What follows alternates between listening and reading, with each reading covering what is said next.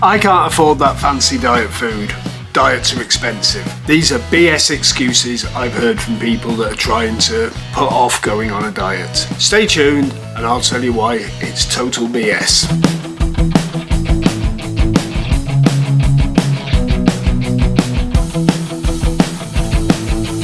Hi guys, I'm back. And when I say I'm back, it's because I'm back to losing weight. So I'm qualified to share what's working for me with you, because I'm not sure if you've noticed over my blogs over the last few weeks, I've not been particularly boastful about how well I'm doing.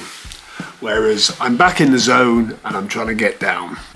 God, that made me sound like I'm trying to get down. Yeah, you know what I mean.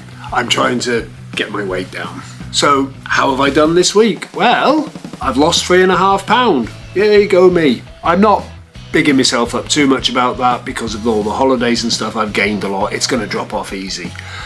I'm not going to fill you full of rubbish about if I can do it, you can do it. I've done it because I've done the wrong stuff as well. So I've been chatting to people about getting back in the zone. And I kind of noticed lately a lot of people are more money conscious than they used to be. And I think there's a bit of fear in the country at the moment, seeing as we're coming up on a budget, but hey ho. So one of the biggest excuses I've heard is I can't afford to join this, I can't afford to go to the gym, I can't afford to eat fancy diet food.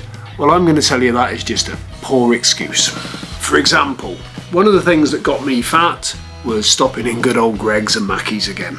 And I'm still doing it occasionally on my way to work. So I've looked into it. Let's say you go to Greggs once a week, go to McDonald's once a week, and have 3 Costas a week, or any form of milky coffee.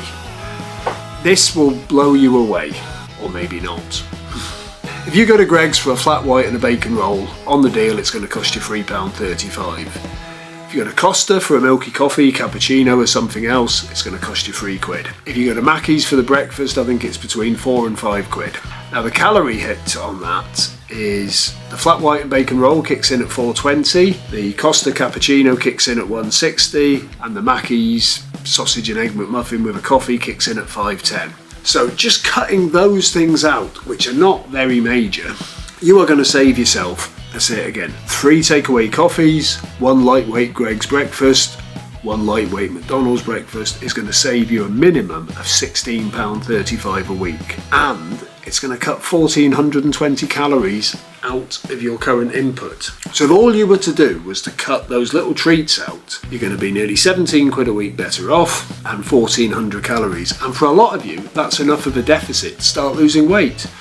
So doing nothing else, just saving yourself 17 quid by cutting out a couple of treats a week. Now we all know that when you're big and you're overeating, you're pouring an awful lot more crap than that in. I noticed in work now, chocolate from the vending machine is over £1 and 250 calories. When I'm on the zone, my breakfast is barely that and it costs less.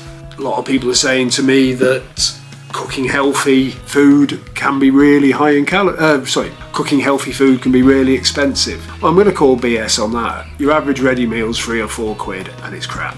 I'm going to put up a picture now of what I had last night. Now that is basically crispy chili chicken with a small portion of basmati rice, some green beans and some Chinese curry sauce katsu style. Now would you believe that cost me about 2 quid and the calorie hit on that was 490.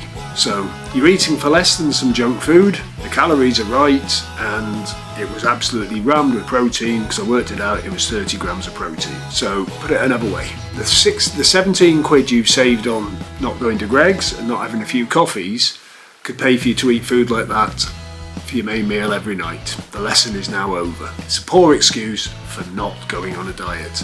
Over the next few weeks, I'm going to focus my advice on what I'm eating and I'm going to put a price tag on it because I think that's what people want to hear. Thanks for watching and sorry that it's been a bit lame over the last few weeks, but I am back in the zone and I'm ready to help you. If you've got any advice or you got any questions, put it in the comments below. Like, subscribe, say hi, and we'll see you next week. I'm happy with that.